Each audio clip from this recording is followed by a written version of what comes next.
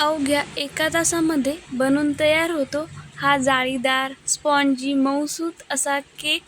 लहान मुलांना तर खूप आवडतो. चला तर आज हा केक बनवूया.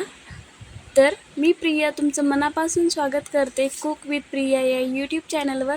तर हा केक बनवण्यासाठी सगळ्यात पहिल्यांदा एका पातेल्यामध्ये मीठ घालून त्यामध्ये एक छोटीशी कढी ठेवायची आहे आणि लो मीडियम गॅसवर आपल्याला हे प्रीहीट करायसाठी ठेवायचं आहे. जोपर्यंत भांडं प्रीहीट होत आहे तोपर्यंत एका बाउलमध्ये 4 टेबलस्पून इतकं रिफाइंड तेल घ्यायचं आहे आणि त्यामध्ये अर्धा कप इतकं दही टाकायचं आहे.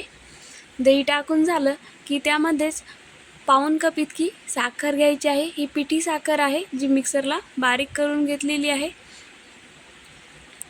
ही पिठी साखर टाकायची आहे आणि यामध्येच आपल्याला 1 टीस्पून इतकं व्हॅनिला एसेन्स टाकायचा आहे. जर तुम्हाला व्हॅनिला एसेन्स आवडत नसेल तर तुम्हाला जो फ्लेवर आवडतो तो तुम्ही इथं ॲड करू शकता. याला मिक्स करून घ्यायचं आहे. अगदी स्मूथ असं बॅटर बनवायचं आहे. अगदी 1 चमचा इतकं व्हॅनिला एसेन्स मी इथं टाकत आहे. छान मिक्स करायचं आहे. अगदी 2 ते 3 मिनटं छान याला फेटून घ्यायचं आहे. सगळ्या दह्याच्या गाठी मोडून घ्यायच्या आहेत आणि अगदी स्मूथ असं बॅटर तयार करायचं आहे. तर हे बघा अशा प्रकारचं एक बॅटर तयार झालेलं आहे. तर आता यामध्ये आपल्याला 1 कप मैदा, त्याचबरोबर 1/4 कप इतकं कॉर्नफ्लॉवर म्हणजेच पाव कप इतकं आणि त्यामध्येच 1/4 कप इतकं कस्टर्ड पावडर टाकायचं आहे. कस्टर्ड पावडरने ज्या केकची आपली चव आहे ती खूप छान येते म्हणून. तर हे सगळे जिन्नस आपल्याला यामध्ये चाळून टाकायचे आहेत किंवा गाळून टाकायचे आहेत. तर हे गाळून घेतलेले आहेत आणि आता याला आपल्याला या बॅटरमध्ये मिक्स करायचं आहे. थोडंसं दूध टाकत तर इथे मी अर्धा कप इतकं दूध घेतलेलं आहे. नॉर्मल रूम टेम्परेचरवरचं दूध आहे. तर थोडं टाकत आपल्याला याच्या गाठी मोडून घ्यायच्या आहेत आणि नंतर बाकीचं दूध ॲड करायचं आहे. तर पूर्ण मला इथं अर्धा कप इतकं दूध लागणार आहे.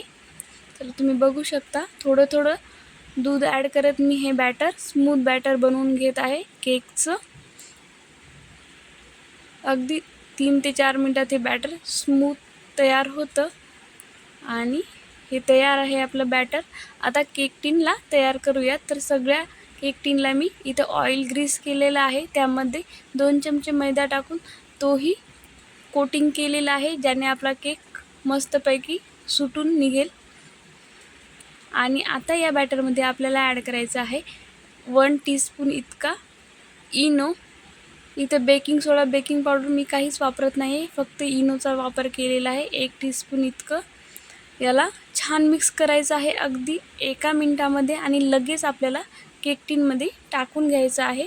जेव्हा आपण हे बॅटर तयार करतो त्याच्या अगोदरच हे केक टिन आपल्याला तयार करायचं आहे. तर हे सगळं बॅटर मी या केक टिनमध्ये टाकून घेणार आहे आणि लगेच आपल्याला हे जे आपण प्रीहीट करण्यासाठी भांडं ठेवलं होतं त्यामध्ये ठेवायचं आहे. तर यामध्ये मी गार्निशिंगसाठी थोडेसे जे टूटी फ्रुटी असतात त्याला मैद्यानं कोटिंग केलेलं आहे आणि ते ॲड केलेले आहेत, वरून असे टाकलेले आहेत. आणि आता हे या पातेल्यामध्ये ठेवूयात बेकिंगसाठी. अगदी 40 ते 45 मिनटात तयार होतो हा केक. तर 40 मिनटानंतर आपला केक अशा प्रकारे बेक होऊन तयार होतो. तर एकदा सुरी घालून पाहूयात हा तयार आहे का.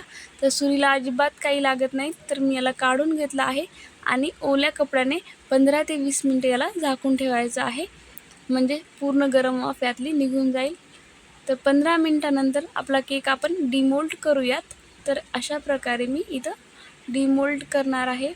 तर तुम्ही बघू शकता हा कलर किती सुंदर आलेला आहे आपल्या केकला.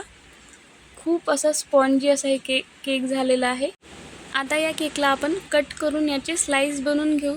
तर तुम्हाला हा केक कसा वाटला आणि जर तुम्ही बनवला असेल तर कमेंट करायला विसरू नका की तुमचा हा केक कसा बनला आहे.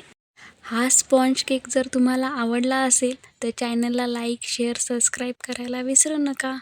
रेसिपी शेवटपर्यंत पाहिली त्यासाठी खूप खूप धन्यवाद.